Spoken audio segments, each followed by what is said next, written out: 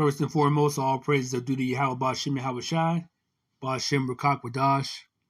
Double honors to the elders and apostles of Great Millstone for teaching us his truth. Salutations to the brothers around the four corners of the earth who are teaching his word in truth and sincerity. And shalom to the hopeful elect who listen and believe in this word. This is Brother Karatazah Abad coming at you with another lesson. This one is entitled, Who is Your Spiritual Family? We're going to start off with Matthew chapter 12, verse 46. While he yet talked to the people, behold, his mother and his brethren stood without, desiring to speak with him. Now, this is Yahweh Shai talking to the people, giving them the good word. And his mother and his brothers, they stood about wanting to speak with him. If you're not aware, Yahweh Shai had four brothers. Two of them were in the truth. That would be Jude and James. And two were not in this truth, okay? So his mother and his brother wanted to speak with him, all right? Matthew 12, verse 47. Then one said unto him, Behold, thy mother and thy brethren stand without, okay, desiring to speak with thee.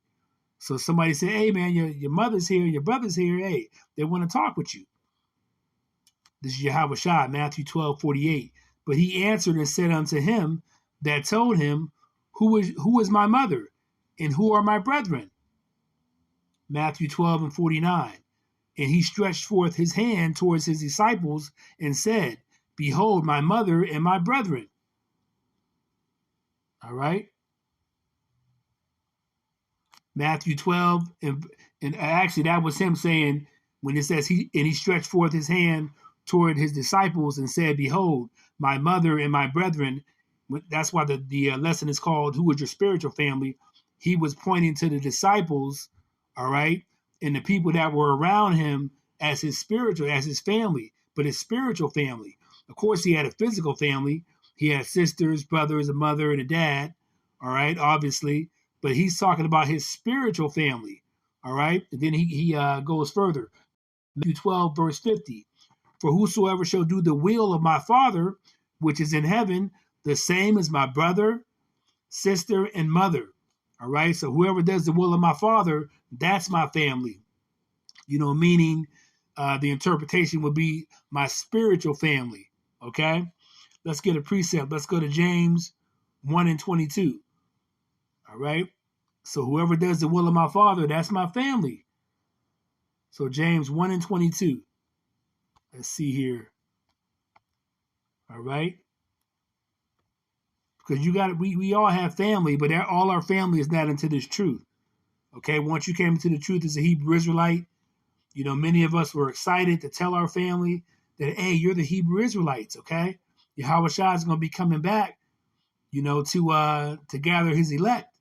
Yahweh Shai is a so-called black man. It's going to be chariots coming. So once we learned we were a Hebrew Israelite and we became awoken to this truth, our spirits were reborn. We wanted to spread that good news, which you're supposed to do.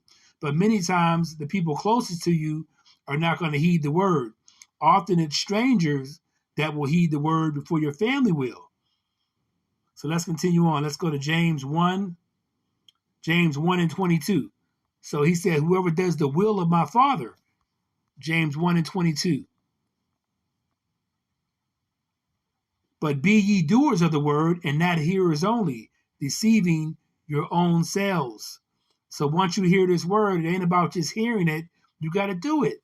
So doing it is doing the will of his Father. All right? Following the law, statutes, and commandments to the best of your ability.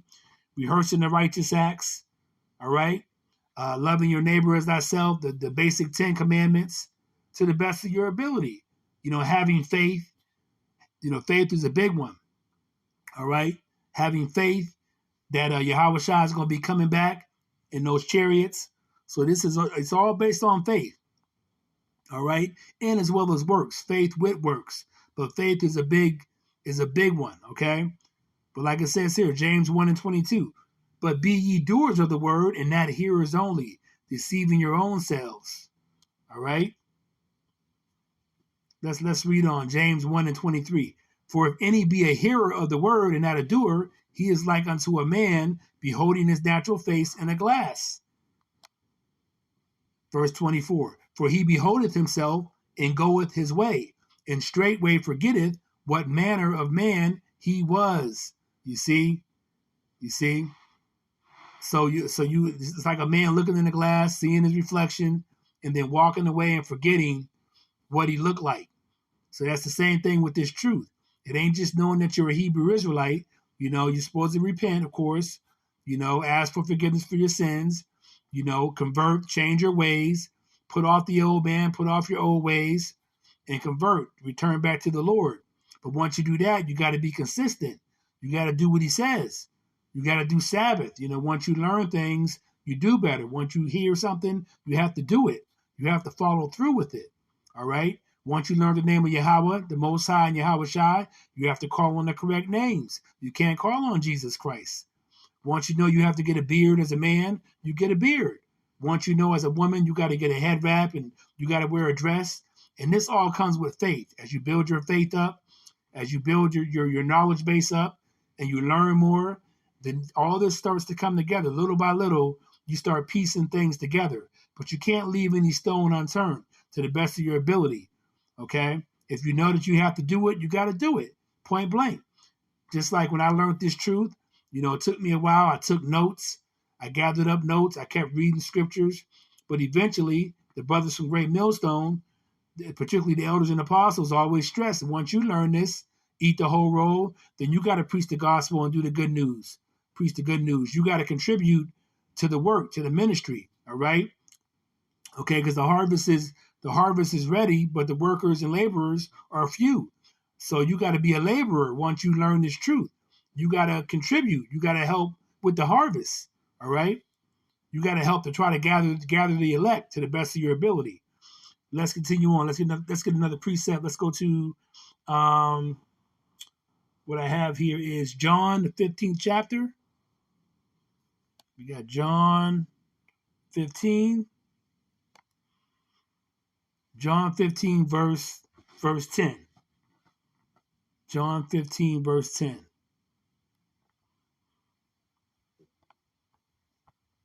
And it reads as thus: If ye keep my commandments, ye shall abide in my love, even as I have kept my Father's commandments and abide in his love.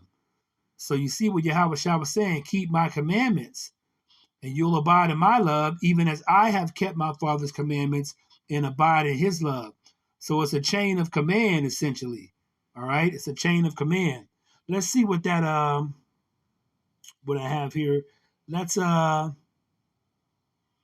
get that word, see what the word commandment is talking about. Okay?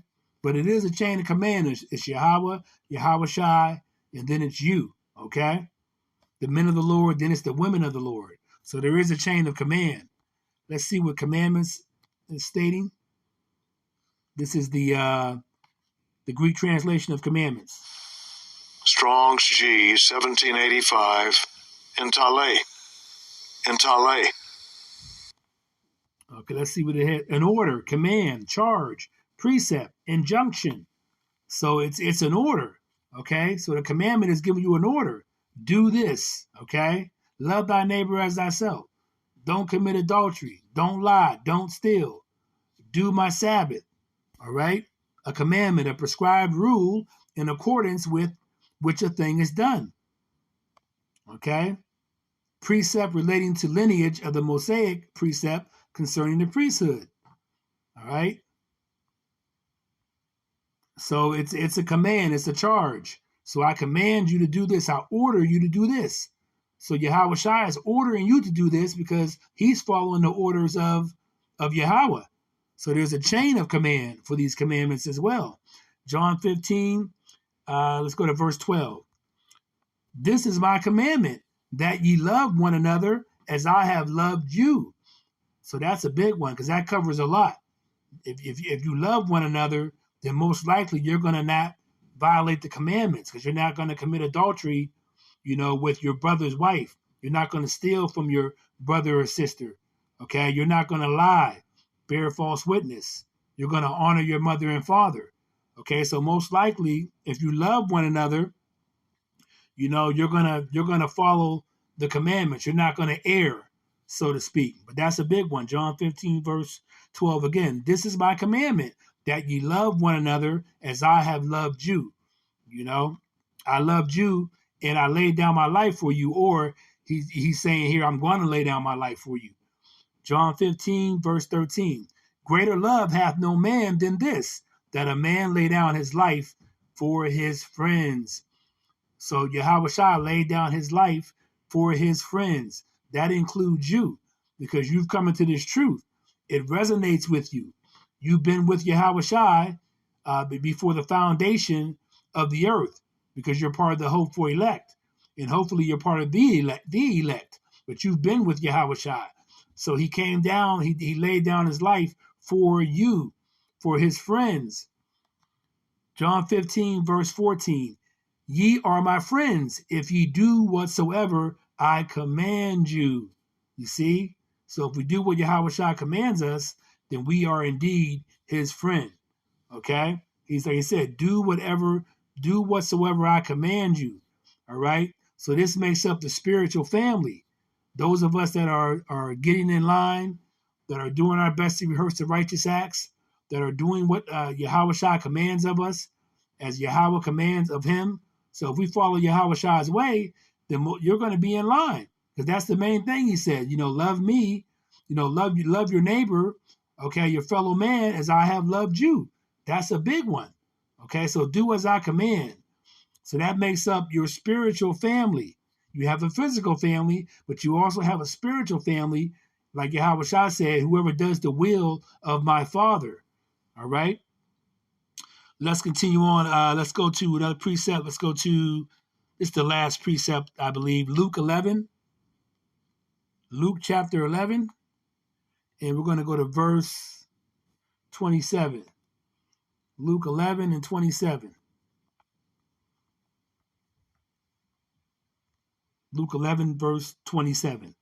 And it came to pass as he spake these things, all right, and of course this is Yahushua, as he spake these things, a certain woman of the company lifted up her voice and said unto him, Blessed is the womb that bare thee, and the paps which thou hast sucked. The translation of that.